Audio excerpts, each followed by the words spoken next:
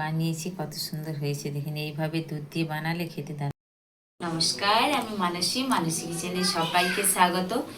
তো আমরা অনেকেই বাড়িতে কিন্তু দুধ নষ্ট করে ফেলি, তো সেই নষ্ট করা দুধ দিয়ে আজকে বানাবো একদমই বাদাম দিয়ে খুব সুন্দর একটা ইউনিকভাবে সন্দেশের রেসিপি। তো প্লিজ প্লিজ বন্ধুরা, আমার পুরো ভিডিওটি দেখার অনুরোধ রইল। যারা ফেসবুক থেকে দেখছেন ফেসবুক পেজটি ফলো করে আমার পাশে থাকবে, আর যারা ইউটিউব থেকে দেখছেন সাবস্ক্রাইব করে চ্যানেলটির পাশে থাকবে। চলুন তাহলে এখন দুধ গ্যাসে বসিয়ে দিচ্ছি। কালকে দুধ এসে আমার বাড়িতে ছিল দেখুন। তো এরকম বাড়িতে কেউ দুধ আর খেতে চাইছে না, এভাবে আমি যেভাবে বানাচ্ছি একবার বানিয়ে দেখব। তো চলুন গ্যাস ধরিয়ে নিচ্ছি, গ্যাসে বসিয়ে দিচ্ছি। দেখুন গ্যাস ধরিয়ে নিলাম, এবারে দুধটাকে বসিয়ে নিচ্ছি।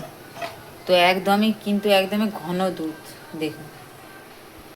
এখানে দুধটা কত ঘন দেখুন, মেরে অনেকটাই কিন্তু আমি এখানে ঘন করে নিয়েছি।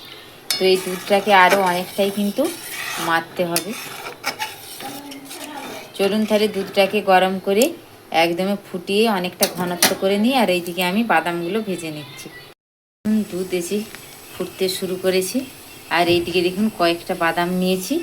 এই বাদামগুলোকে ভালো করে শুকনো খোলায় ভেজে ঠান্ডা করে খোসা ছাড়িয়ে এইগুলাকে ভাঙা ভাঙা করে নেব একদমই পুরো। আর এই যে দুধটা ফুটছে, এই সময় কিন্তু এই যে দেখুন একটু নাড়তে হবে, যাতে না উপরে সরের স্তরটা পড়ে যায়। এতে করে কিন্তু এই সন্দেশটা খেতে কিন্তু একদমই নরম মিহি লাগবে, আর খেতে কিন্তু দুর্দান্ত স্বাদ লাগবে দেখুন। তো আরও কিন্তু দুধটাকে অনেকটাই ফুটিয়ে কিন্তু ঘন করে নিতে হবে।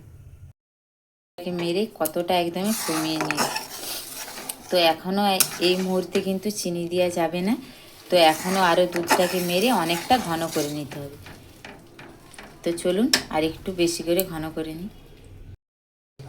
তো এখানে দেখুন দুধটা কিন্তু অনেকটাই কিন্তু ঘনত্ব হয়ে এসেছে দেখুন, একদমই পুরো কিন্তু পারফেক্ট ঘন হয়ে গেছে। এই সময় এখানে চিনি অ্যাড করে দিচ্ছি। ওই ধরুন হাফ বাটির মতন চিনি আমি এখানে দিয়ে দিলাম দেখুন। তো চিনিটা দেওয়ার পরে আর একটু কিন্তু জল জল হয়ে যাবে, তো মেরে নিতে হবে, কোনো অসুবিধা নেই। তো চিনিটা দেওয়ার পরে আমি কিন্তু এখানে অনবরত নাড়তে থাকবো।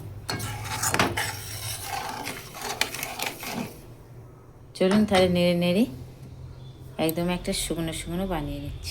চিনিটা দেওয়ার পরে আমি কিন্তু একদমই আঁচটাকে হাই হিটে করে দিয়েছি। একদমই এইভাবে কিন্তু এবারে দেখুন ফুটাচ্ছি, আর এই সময় কিন্তু অনবরত নাড়তে হবে, নিচেতে যাতে না বসে না যায় দেখুন। তো চিনিটা দেওয়ার পরে অনেকটাই কিন্তু পাতলা হয়ে গেছে, তো কোনো চিন্তা নেই দেখুন। চলুন একদমই পুরো ঘনটা করে নিয়ে আপনাদেরকে দেখাচ্ছি। দেখুন এবারে অনেকটাই কিন্তু ঘন হয়ে এসেছে, আর কালারটাও দেখুন একদম অনেকটাই কিন্তু চেঞ্জ হয়ে গেছে। তো এই অবস্থায় কিন্তু আমি নামাবো না, এর থেকে আরেকটু আমি শক্ত করে নেব, তাহলে পাকাতে কিন্তু ভালো হবে দেখুন। তো আরেকটু কিন্তু শক্ত করে নিতে হবে, আর এই সময় কিন্তু অনবরত নাড়তে হবে। যতটা নাড়বেন ততটা কিন্তু সন্দেশটা মলায়ন হবে, নাহলে কিন্তু ভিতরে দানা দানা ভাব থাকবে। তো আর একটু সামান্য শক্ত শক্ত করে নিচ্ছি। একদমই সন্দেশটা পাকানোর জন্য পারফেক্ট কিন্তু একদমই রেডি হয়ে গেছে। তো চলুন এবার এই রকমই রাখতে হবে, ঠান্ডা হয়ে গেলে আর একটু শক্ত হয়ে যাবে। তো চলুন গ্যাসটা এবারে বন্ধ করে দিচ্ছি, দিয়ে একদমই পুরো ঠান্ডা করে নিচ্ছি, তারপরে ফিরে আসছি। নিয়ে ঠান্ডা করে নিয়েছি, এটা ঠান্ডা করে নিলেও কোনো অসুবিধা নেই, সুন্দর পাকানো যাবে। আর এখানে দেখুন বাদামটাকে একদমই আধ ভাঙা করে নিয়েছি। এবারে দেখুন এই তো দেখুন এই যে হাতে, তবে একটু তেল বা জল নিয়ে নেবেন। আমি একটু হাতে জল নিয়ে নিচ্ছি, এখানে বাটিয়ে জল নিয়েছি, এই যে হাতে করে নিয়ে নিচ্ছি। এবারে দেখুন একটু করে নেব। তো যে যেরকম সাইজের করতে চাইবেন সেইভাবে চ্যাপটা গোল চাপ কোনো ডিজাইন করলেও হবে, আমি গলি করে নিচ্ছি দেখুন। এবারে এই যে এখানে এটি রয়েছে বাদামের গুঁড়ো, এতে কোট করে নিচ্ছি দেখুন।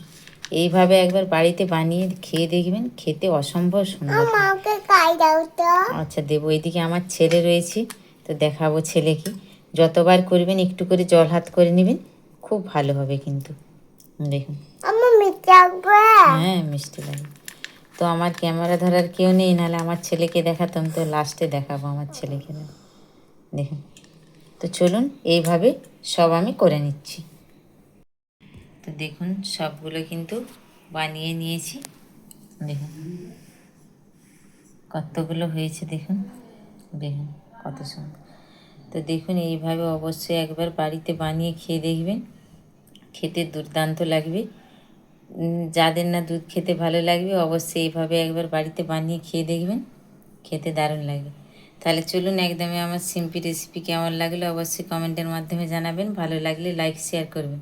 আপনারা ভালো থাকবেন, সুস্থ থাকবেন, সাবধানে থাকবেন। দেখা হচ্ছে আবার অন্য কোনো রেসিপি নিয়ে।